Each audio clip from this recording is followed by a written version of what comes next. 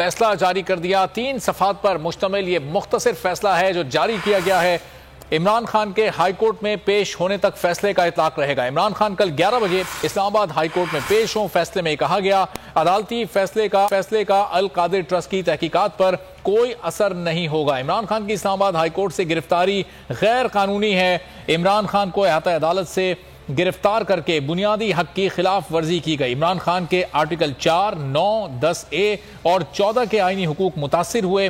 फैसले में लिखा गया इमरान खान की कल पेशी पर नैब और पुलिस सिक्योरिटी इंतजाम करे। रजिस्ट्रार हाईकोर्ट को इमरान खान की जमानत की दरख्वास्त पेश करने का हुक्म दिया गया। इमरान खान की सिक्योरिटी अदालती पेशी के लिए उन्हें रेस्ट हाउस में रखा जाए। यह फैसला सुप्रीम कोर्ट की जानिब से जारी किया गया जो 3 सफ़ात पर मुश्तमिल है। यह मुख्तसर फैसला है, तफसीली फैसला बाद में जारी किया जाएगा। इंसाती दहशतगर्दी अदालत ने परवेज इलाही की हाजिरी